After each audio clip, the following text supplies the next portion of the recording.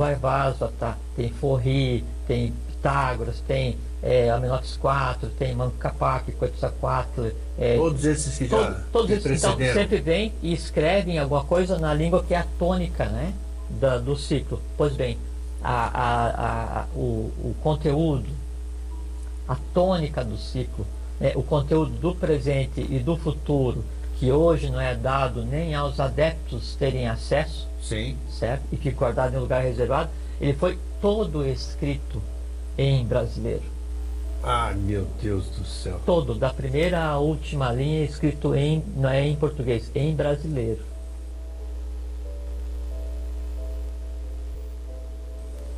Meu Deus do céu. Sim, e eu sei, quer dizer assim, é Não, verdade. eu sei. É Quando verdade. os seus olhinhos brilham. Não, não é. Não, podia brilhar, já conheço. não, mas não é. E por falar nisso, só para a turma ser. Gente, Até suei aqui, ó.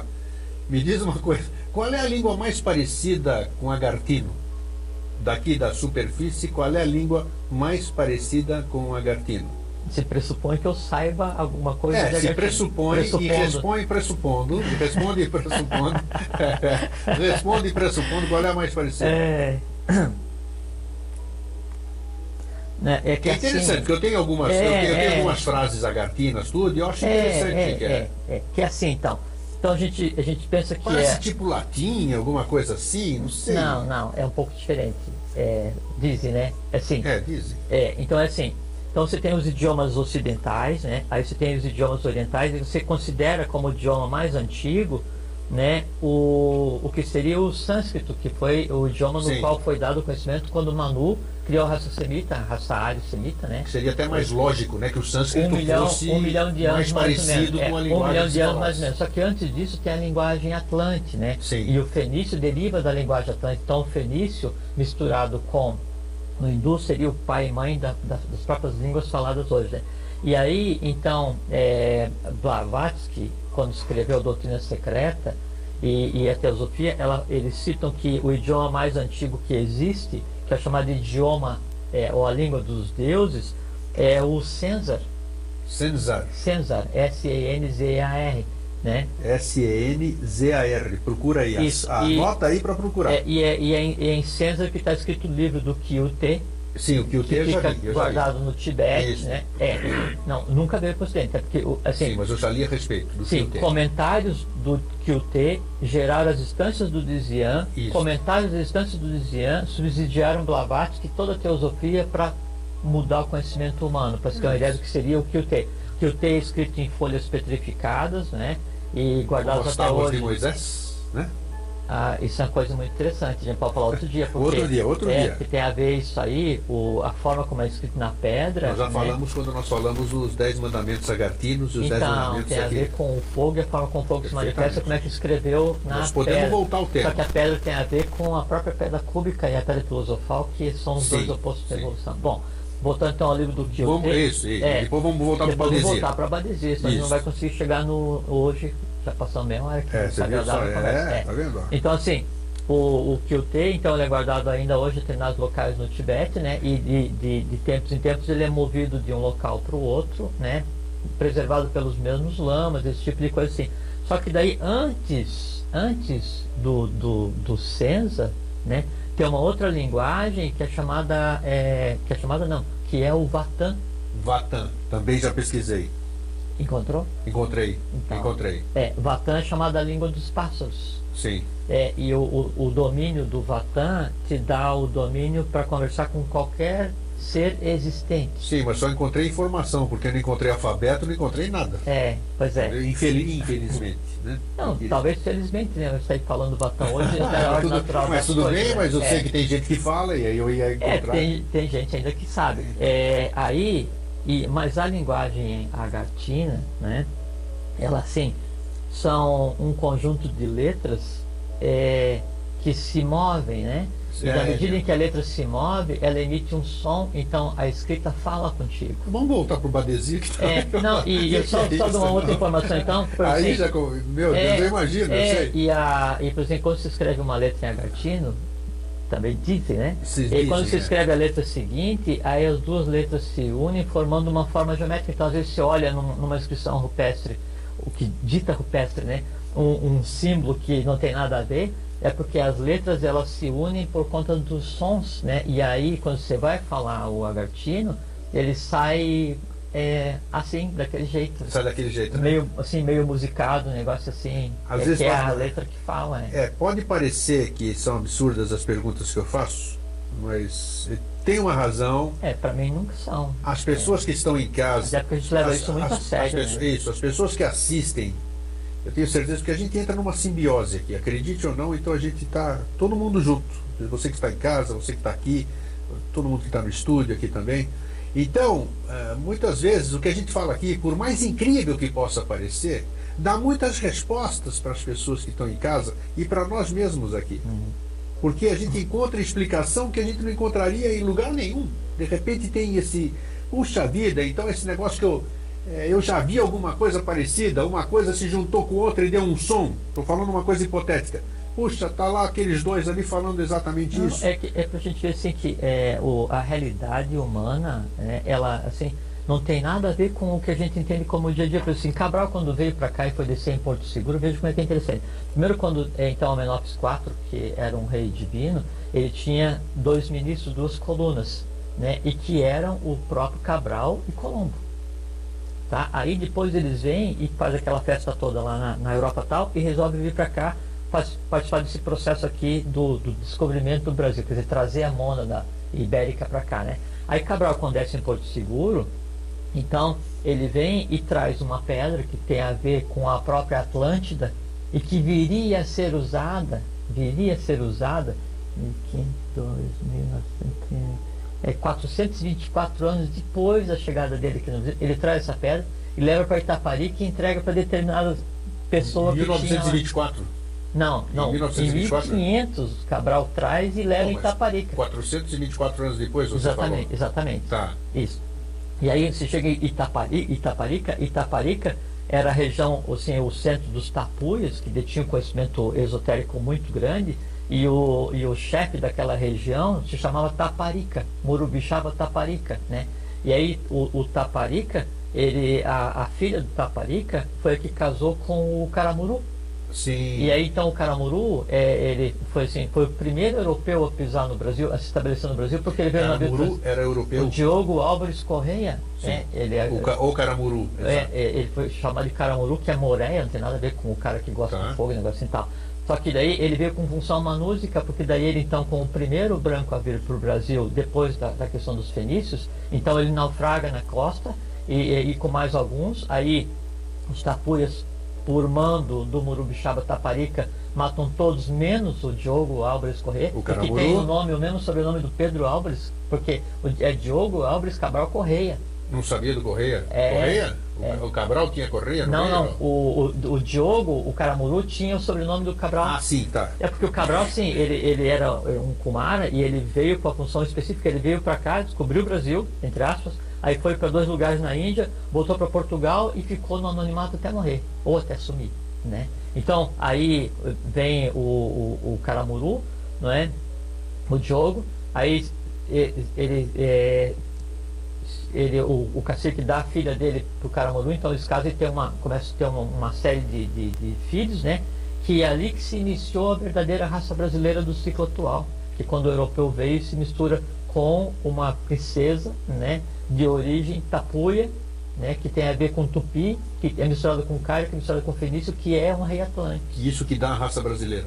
Um ramo da raça brasileira. Um ramo. Aí depois então vem todo os outros, né, as outras tônicas da Europa vêm para cá e começa a essa miscigenação para gerar isso que é aqui hoje. E além disso já tinha no Brasil o fenício, o cário, o tupi e a própria semente do manu. O egípcio voltou para o Brasil ou não? Os egípcios ficaram no Brasil por quase 500 anos. Não, o Brasil gerou os egípcios, que nós já falamos aqui. Sim, eles retornaram para cá depois? Sim, muito. A gente falou na semana passada, eles ficaram por quase 500 anos vindo para cá pegar material em Niterói. Nishtalhan, o caminho iluminado pelo sol. Niterói tem um nome, repete aqui? É Nishtalhan, Nishtaorran. Tudo não aparece nada por acaso.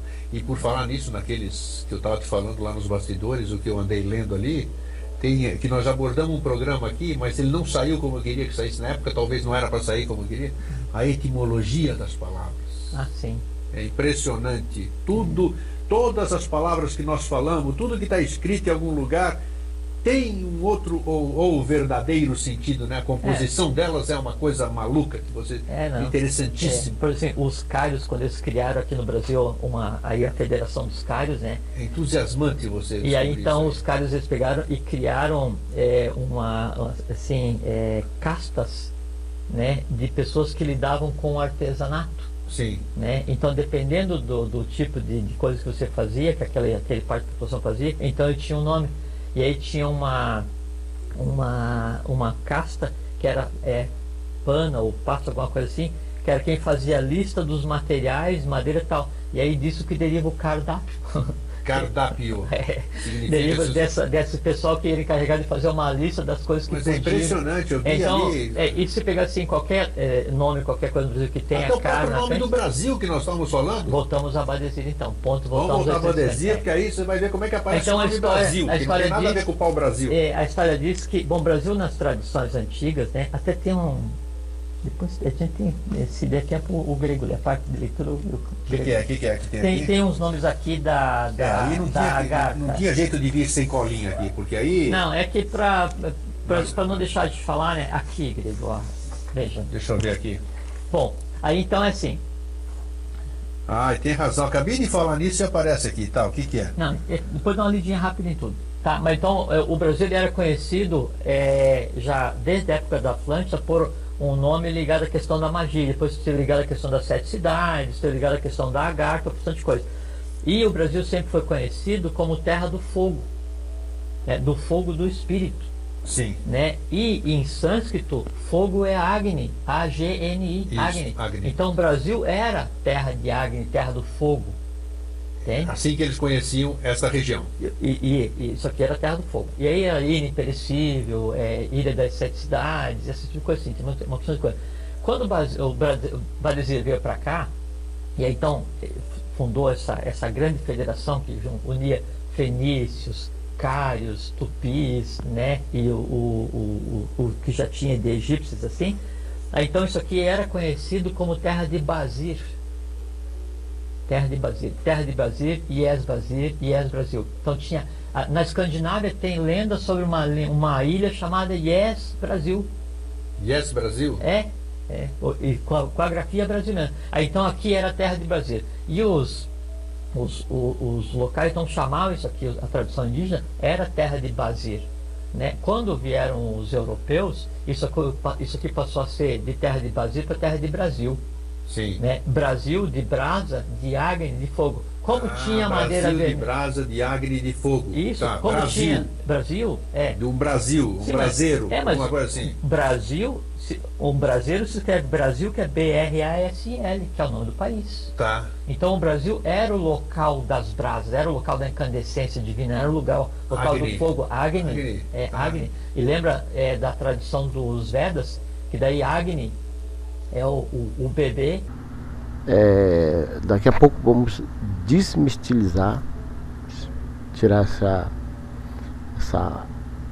essa área de mística que a religião criou, sustentou, tá? Então nós vamos ainda, é importante apresentar que essa sociedade oculta, por aqui ser a terra de brasa, ser a terra do fogo, a terra, como você conhece por esse nome, terra, na verdade a origem é Adamar, de Agnis, ou Adamar do Ruaial, onde ele pairava sobre a face do abismo. Então daí surge esse miticismo nessa história das religiões, tá? É a fase que ele está entrando aqui, que é importante, aonde nós vamos ressaltar daqui a pouco. Todas as raças fizeram isso, né? O egípcio, o nascimento de Horus, o nascimento de Osíris. E até assim, a questão dos 3 reis magos, ela tem a ver com a ordem da Calatrava e com a Etiópia, que daí tem a ver com o grande Melquisedeque, que tem a ver com Colombo e Cabral, e que tem a ver com a vinda para o Brasil. Eu não sabia disso. E que tem a ver com aquela questão aquele pessoal ali da Jamaica, os Rastafaris. Ah, lá, tá. Então, havia uma lenda que viria alguém do país do Prestes João e que era procurado pelos Templários, que daí então resgataria toda a raça negra, né, e resolveria a questão mundial e tal. E aí nasceu em 1924 por aí uma criatura, um filho lá do rei da Etiópia, chamava e o nome dele era Tafari Makonnen. Então, Razia é um título de chefe, então ele era o Rastafari, porque Tafari era o nome dele. Sim. E aí o nome que ele adotou depois do nome ocidental é o Haile Selassie. Aí então o Rastafari é uma religião que tem o Haile Selassie, que é o Rastafari Makonnen, como uma divindade. Só que o Haile Selassie não é divindade. Ele veio para anunciar o que viria a acontecer no Brasil depois. Que interessante, olha só. Me diz uma coisa. Vamos voltar ao Brasil. Vamos voltar. Itaparica continua com esta força hoje ou não? Itaparica é a própria Mãe Divina na Terra. São três. Quando o Oriente Lux se move para o ex-Oriente Lux se move para o Ocidente, ex-Ocidente Lux, então o olho do mundo se move do Tibete para o Brasil. Sim. E se assenta em 3 lugares: Serra da Mantiqueira, Itaparica e Roncador. Bom, vamos voltar então ao nome do Brasil. Aí, então, como o Brasil era a terra do fogo, terra de Agni, Brasil braseiro das mônadas, o que isso se misturar para formar a situação do futuro, aí então eles começaram a explorar uma madeira vermelha que era boa para fazer mais um negócio assim. Aí então a madeira recebeu o nome de Brasil, né, de pau-brasil, por conta do país em que ela é originada e por conta da cor que era vermelha, e não o contrário. Interessante. Agora o nosso amigo aqui, o Pedro, o Luiz de Brasília. Boa noite, Luiz de Brasília. Eu falei que a gente está unido por pensamento, que era a pergunta que eu queria fazer para ele. Brasília tem tudo a ver com Juscelino Kubitschek, porque o lugar era preparado para isso. E olha o que o Luiz pergunta, exatamente o que eu queria te perguntar.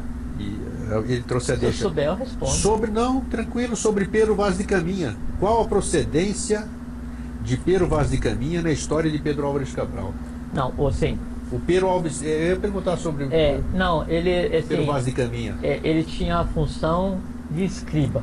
Assim, ele era um lípica, ele era um anotador, né? Agora, assim, no movimento de vinda para cá, né, a tônica é Cabral e Colombo.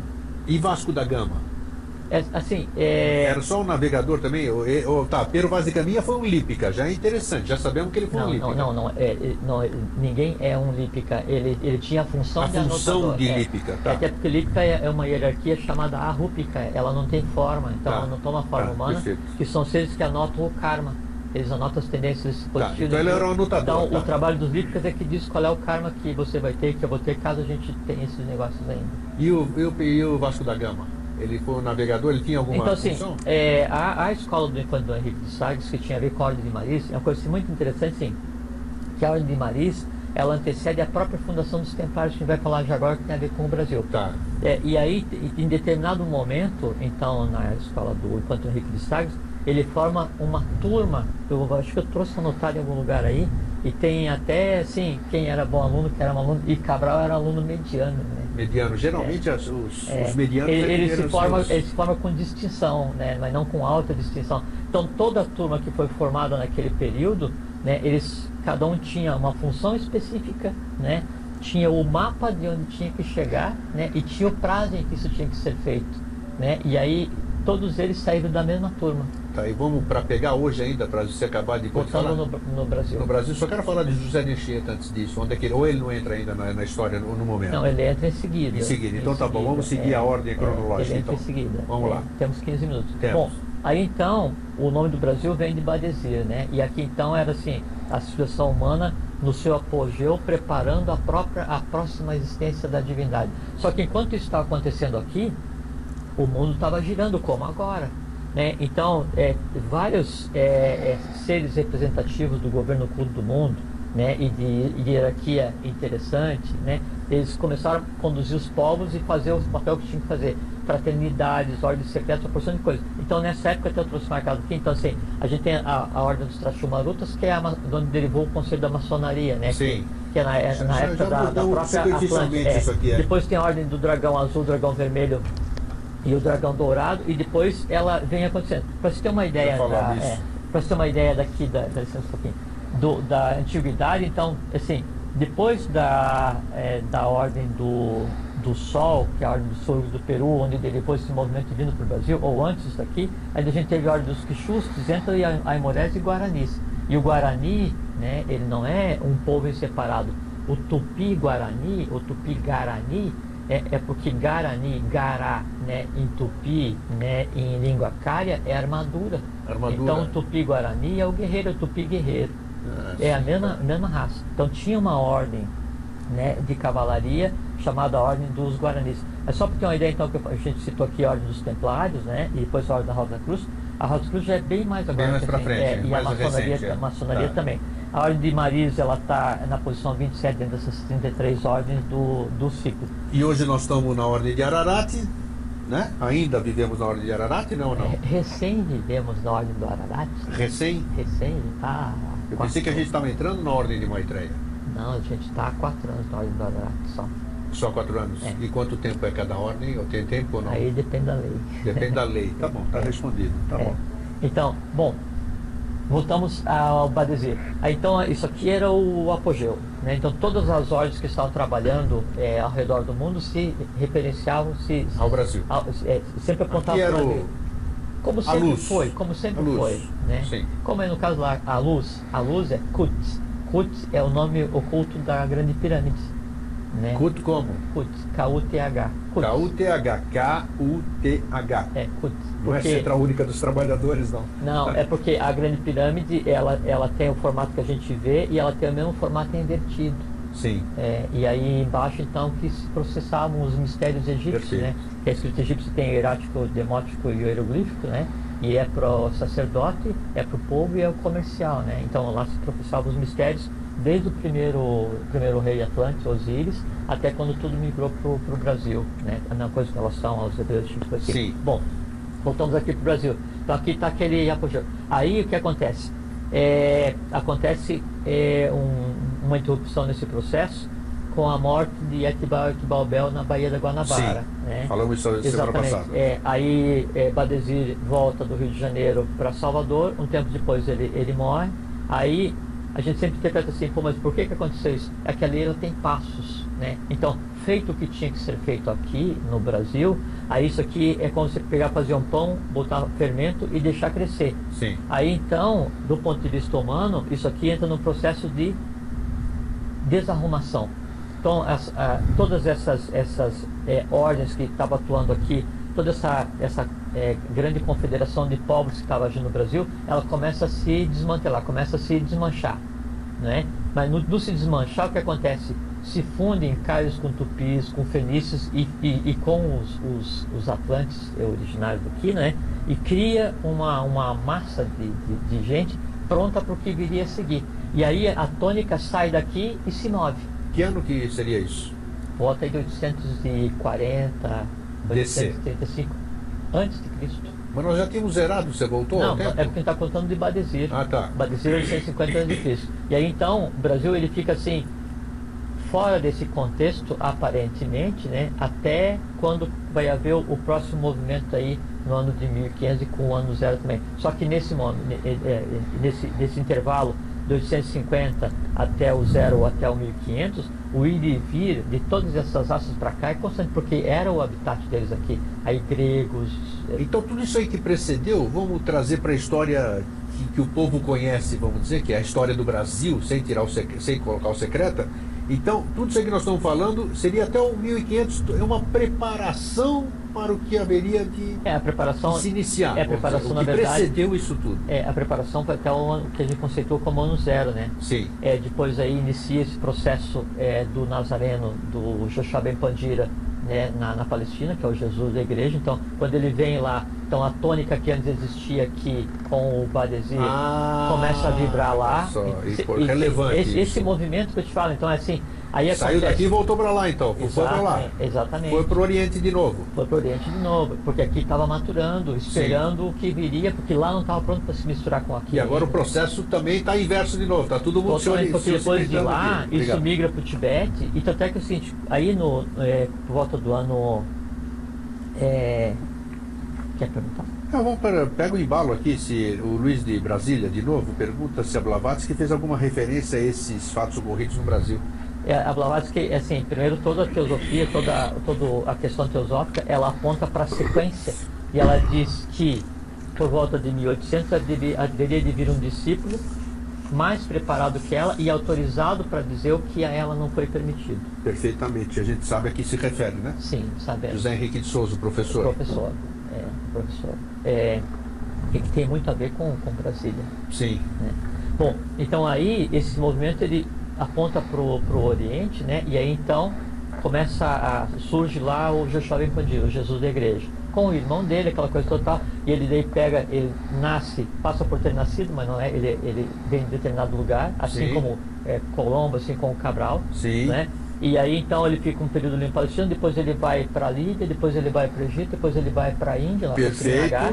Ele fica aquele período fora, volta para lá, para fazer o quê? Para tentar unir o poder espiritual com o poder temporal. O poder temporal na época era Roma, o poder espiritual era ele que representava o governo do mundo. Sim. Aí isso não dá certo, aí o pessoal interrompe esse trabalho aparentemente, as ordens continuam a agir, tanto é que, por exemplo, assim, antes da vinda do Joshua Ben Pandira, existia em tal atividade a ordem dos Nazar, né? Por isso que fala que ele era o Nazareno, porque ele pertencia à ordem dos Nazar, que era túnica branca, cabelo comprido, sabe? E aí então, depois da tônica da ordem dos Nazar, e daí na ordem dos Nazar você tinha lá Nicodemo, José de Arimateia, que eram as colunas de Jesus, que tinha a ver com Colombo e com Cabral, e que tinha a ver com a Menópolis IV, que fundou a Ordem Rosa Cruz dos Andrógitos, né? E que tinha 2 ministros que também tinha a ver com Colombo e com Cabral, e que no ponto atual Colombo e Cabral vêm e formam uma cruz onde a divindade Kenzeret Baal vem para o Brasil de novo, saindo pelo Roncador e por Vila Velha, né? E Cabral e Colombo já com outros Vila nomes. Velha, Paraná, hein? Vila Velha, Paraná. E aí Colombo e Cabral já com outros nomes saem por Porto Seguro, onde Cabral chegou, e por Santiago, como é que é aqui na Bolívia? Santa Cruz de la Sierra. Então forma uma cruz. Yetbal e Baobel sai por Roncador e Vila Velha, né? E Colombo e Cabral, né? Os Kumaras, que acompanham esse processo, todos saem formando a cruz, aí isso se move e se assenta no Brasil. Aí todas as ordens começam a se mover e inicia o ex-Ocidente Lux, a luz. Que é o que está voltando a acontecer. Está todo mundo vindo para cá. Não é nem voltando, está acontecendo. Está acontecendo, sim. Porque está vindo templo budista para cá, gente que vem do... Isso é muito importante que ele está referindo-se aqui. E é importante, quando você puder, procurar ver quando foi feito esta gravação, tá? Então agora nós estamos... Isso começou em 2010 para cá, né? Começou essa regeneração e restauração de toda a consciência e raça humana. Agora, 2018 para 2017 para 2018, como nós estamos agora, já estamos aqui com Brasil, mais de 3.000, isso só que o governo fala, é claro que tem mais do que isso, mais de 2.000 venezuelanos. Aí nós já estamos aqui com mais de 3.000, isso só o que eles dizem, né?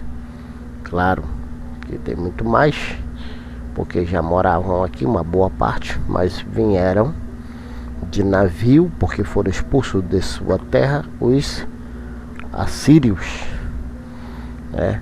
Os assírios. Mas antes dos venezuelanos, antes dos assírios, quem veio os Haiti, né? Cerca de 2-3 mil Haitis já estão aqui. E sem falar que nos anos 78, 79, aconteceu o que? Irã, quando houve ali a primeira guerra, antes da guerra do Iraque, também o Brasil acolheu eles aqui e não voltam, tá? Não voltam. Então todo esse processo vai acontecendo porque sempre foi assim. Aqui essas nações nasceram, foram oxigenadas, se desenvolveram e enriqueceram e saem.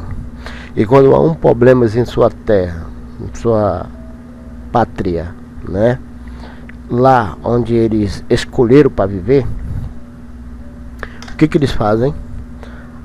A sociedade oculta, que é o Royal, traz com que eles venham novamente se regenerar-se aqui, Terra Sagrada. Observa o que ele está explicando aí. É um monte de...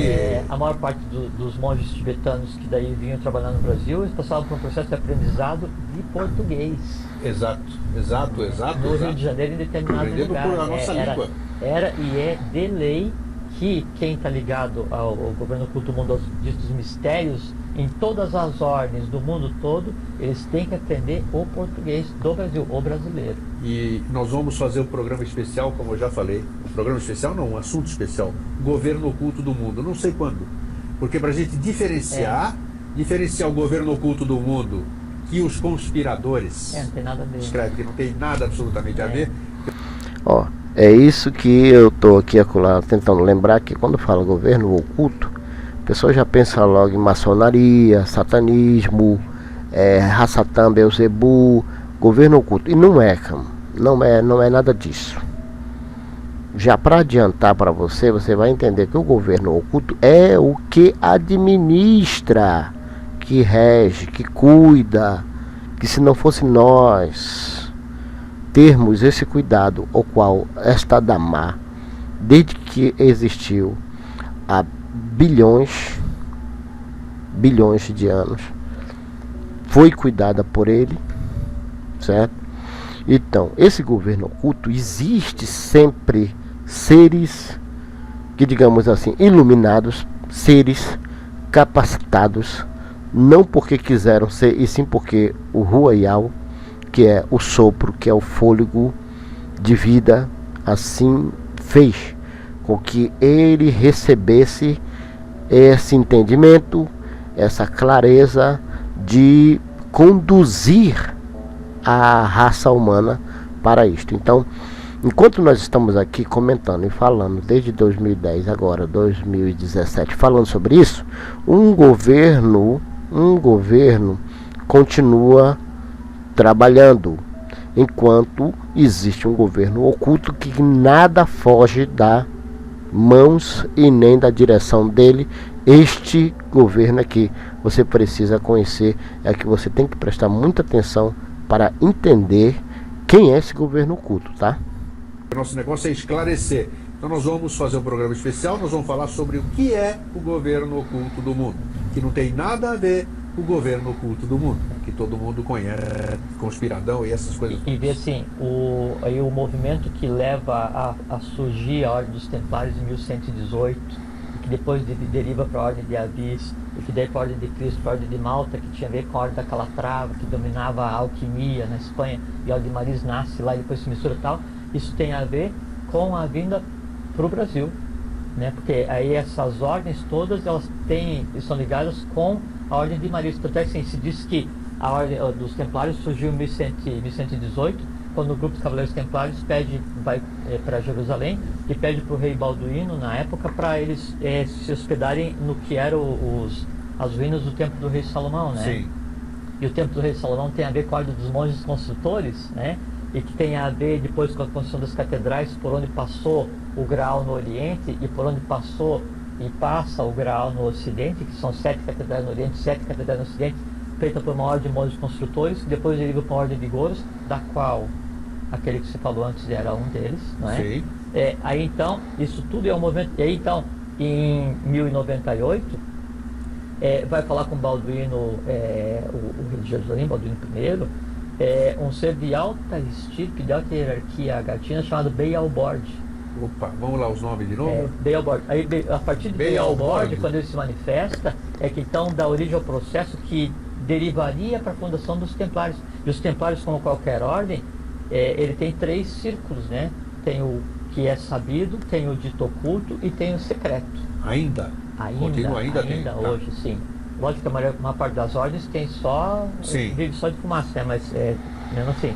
Aí então, a partir desse ser que funda a Ordem dos Templários, se inicia todo um movimento para preparar para o Brasil. né? Então você veja que o momento que culminou com a vinda de Cabral e Colombo em 1500, né?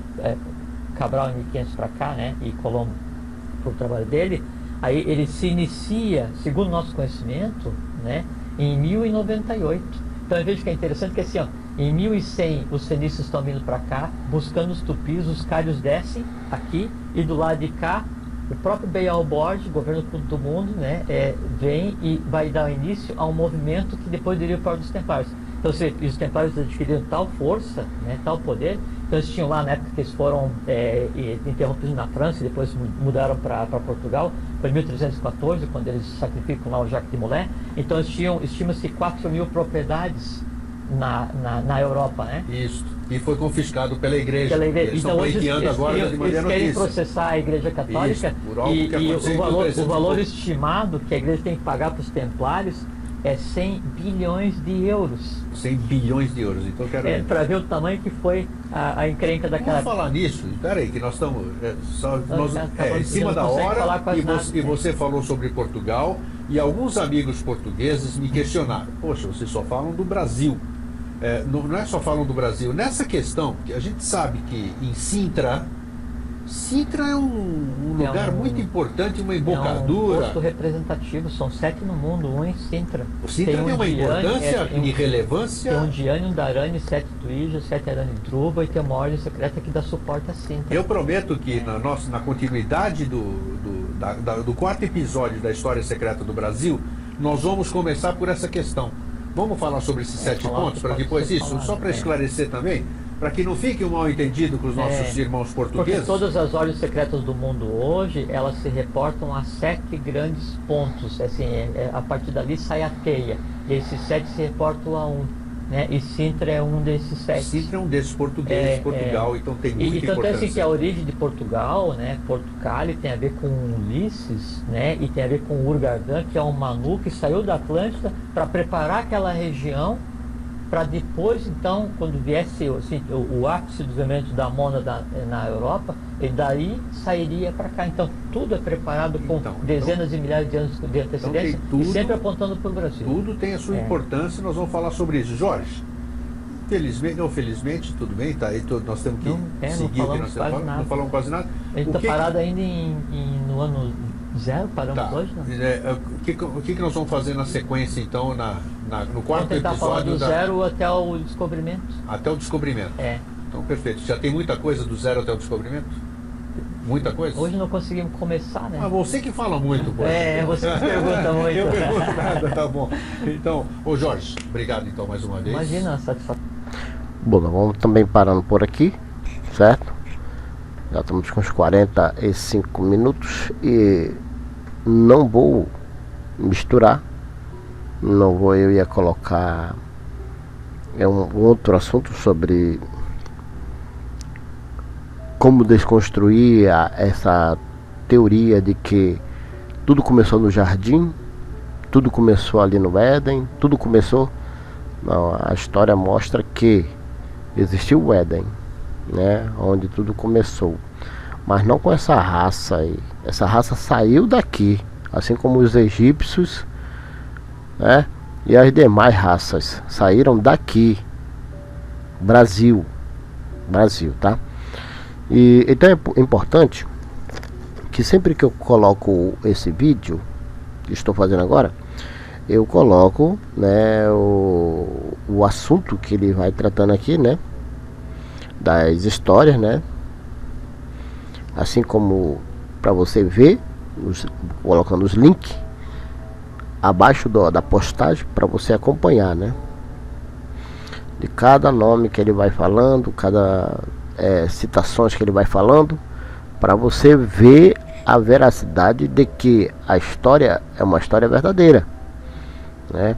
Então ficamos aqui com mais a 10ª parte, e que em breve, claro, eu vou continuar daqui. Nós paramos aqui, o vídeo é de mais de 2 horas, estamos com rodado, claro que esse aqui já é o segundo vídeo que eu consegui fazer dentro de 1 hora e 2 minutos. Então esse é o segundo vídeo formado dentro de 1 hora e 2 minutos. E é bom É bom que a gente tratou sobre fatos e acontecimentos que estão já acontecendo agora, enquanto estamos trabalhando para anunciar que está acontecendo essa regeneração, essa restauração de toda a consciência da raça humana.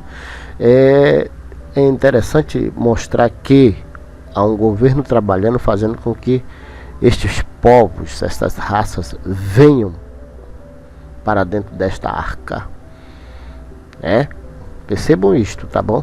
Percebam a partir deste vídeo, observem que não é à toa que esses outros países estão todos aqui e cada vez se chegando-se mais, porque estamos numa reta final de um novo recomeço que esta Damar vai passar. Quero dizer a todos um abraço, sejam todos abençoados e não curta, não faça isso, mas compartilhe, se inscreva, faça com que mais pessoas se inscrevam para pessoas entender. Compartilhe no seu Facebook e assim para mais amigos, parentes e conhecidos seus, tá? Digo a todos Shalem, que quer dizer salvação eterna. Shalem a todos. Aleluia.